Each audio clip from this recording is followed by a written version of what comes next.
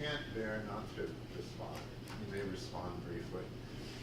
I have, over the years, bullied the audience into getting used to reading the papers in advance. They will have, on past form at any rate, come with questions and so forth, and they've been waiting patiently for an hour now.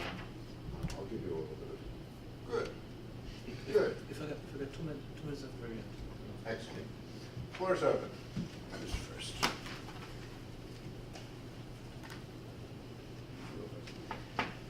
There are enough people here who don't know the others that perhaps you should introduce yourselves before speaking. I'll introduce this person, Peter Murna, who's visiting my department to our great satisfaction from the Australian National University. I want to explore a little bit more the question of how much of an analogy is there between what's going on right now between Germany. I just want to get everyone's reaction to exploring Greece and Germany. It seems to me, from your video, you described very nicely, although Germany was constructed, still the industrial infrastructure and the bureaucracy that was able to collect taxes and run the country is potentially quite different from Greece, which is not nearly as industrialized. It seems to me Greece really suffered dramatically from one aspect of the common currency, namely that the productivity levels of Germany sucked production into Germany.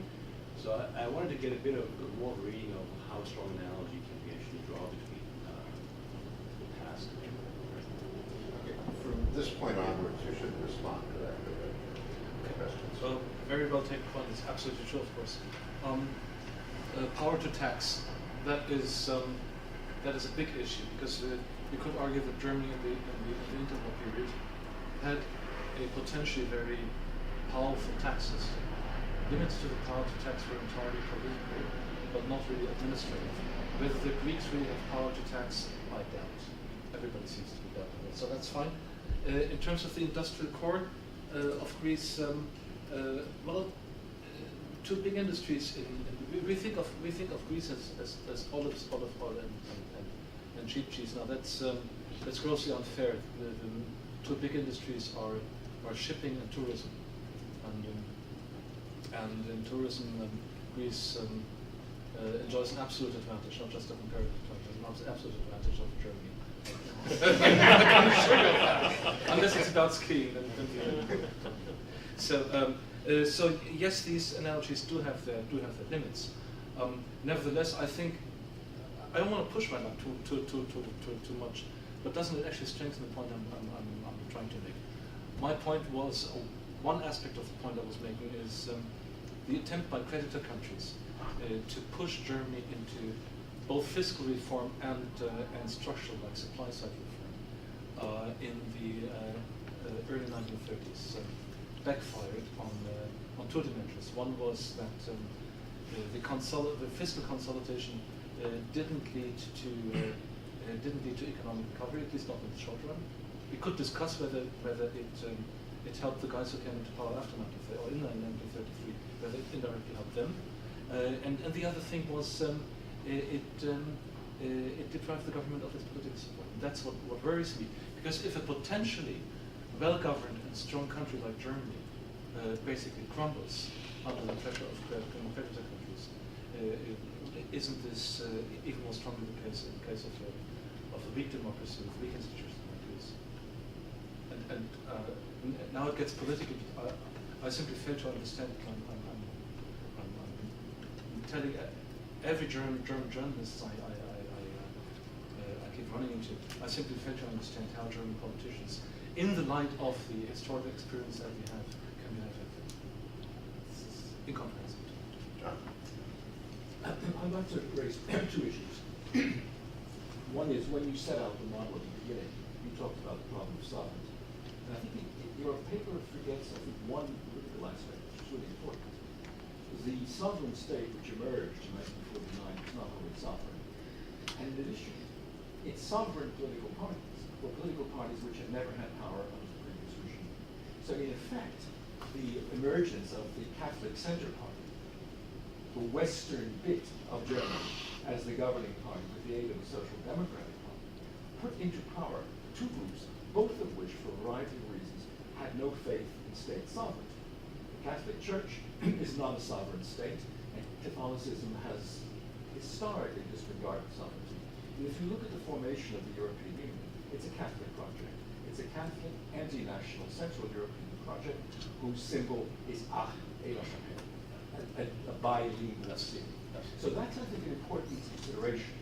Even then, however, the attempt to make this semi-sovereign Western state, salonfähig, diplomatically respectable, was a close thing. I mean, the vote to give reparations to Israel was carried by one vote. So there was still enough of the old conservative forces there to make it do this. And I think your paper, if I may say so, lacks a more nuanced consideration of the politics of the recipient state, 1945. Oh, yes. It is, I think, not widely known that as soon as the Allies took the pressure off, the German government restored guild restrictions. Oh, of course. So you have a whole series of old habits that die hard. The other thing I would like to fine-tune a bit is your critique of the French policy in 1918.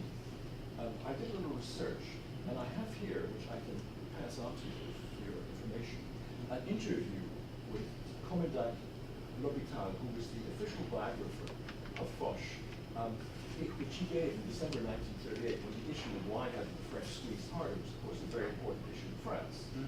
And he points out that Foch was entirely aware of your argument. They could not carry it out. He points out that it's not so bad, and you can't surround these people with the forces you have in mind. Undoubtedly, if they had gone on pushing, the Germans would have regrouped on the other side of the Rhine. They would have had a long, long war, destroying bridges and fighting their way into it. And what would they have gained in another 6 or 9 months? They would not have suppressed German industry and German might anyway. So that they did consider your argument, and I think that's a little too simple. So those are a bit of historical fine-tuning. Otherwise, I thought it was an absolutely remarkable paper. And I'm still uncertain whether the parallel, as been suggested,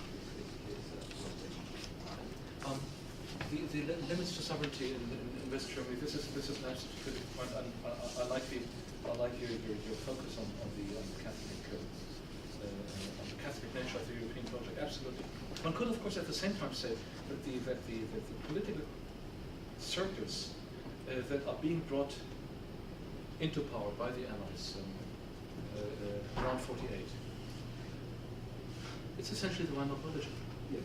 It's essentially the Weimar Coalition. It is the same Catholics that are pushing or behind the center of the Catholic Party, and it's the same, or actually not quite the same social democrats. There the changes probably be later, because there was always a strong anti-European component in social democracy. The order of liberals replacing the old Democrats as part of the coalition. I have a bit of difficulty with the order liberals, because the closer you get, I mean, order liberalism, this strange German, slightly tame version of Austrian economics that becomes like state ideology in Germany after 1947. It looks big and very important if you watch it from a distance. The closer you get, the less of it you see. That's the very strange thing about it. And this can also relate to your comments a little bit. If you look at decartelization and the success of decartelization, it's a very tricky story, and it's not a straight line. There's no straight line. Decartelization is strong on the agenda of the Americans in 1945 and actually even before. And it remains strong. The first German plans for an antitrust law are extremely radical. Basically, no exemptions from competition except maybe for printing money and maybe agriculture. But even that is contentious among the liberals. None of these plans comes to fruition. They wait essentially until sovereignty is regained. And what do? They pass an antitrust law, but this antitrust law is like surrounded by a whole set of ball bearings. These ball bearings are all these exemptions from competition, which are basically copycat versions of similar acts that had been passed under the tutelage of Schacht in the 1930s. A few people in Germany scream at me when I say this because it's so so on, you see. They watered down a few things. As you say, guild restrictions, they're not quite as tough as in the 1930s anymore, but much of that is preserved. Public transfer, train transport, air transport, the postal service, banking, electric power generation, coal, wherever you look, it all comes back. It all comes back. It comes back in a slightly watered down version, but really, if you just look at how much of value added in the West German economy in the early 1950s is actually really covered by antitrust law. The cartelization is not allowed. It is actually a bit disappointing. I'm overstating my point. Of course, there is a big regime change in competition policy over pre-1945. There's absolutely no doubt about it. But the order liberals clearly are suffering defeat. Enough of the old forces around. Oh, absolutely. It is an old joke in West German history. Do you know which party had the absolute majority in the first Bundestag of 1949? It's of course the Nazi Party. It's of course a Nazi party. Because if you just count former party affiliations, absolutely the majority of the Nazi Party. So yes, of course, this keeps being an issue, and it's one of the reasons why sovereignty is limited. But that's again, I would argue it's to some extent strengthening my point, because how would the deeper post-war agenda that was kind of haggled out between the different parts of the U.S. administration, how would it ever have been successful without serious or severe limitations to German sovereignty and the presence of hundreds of thousands of Allied troops? I remember this from my childhood in Munich and Frankfurt. I mean, just tens of thousands of American troops in your town, and they would be everywhere. You would see them everywhere. It was totally clear, even in the late 1960s, who was calling the shots. And it was good. I was quite worried when the American troops continued to. Okay.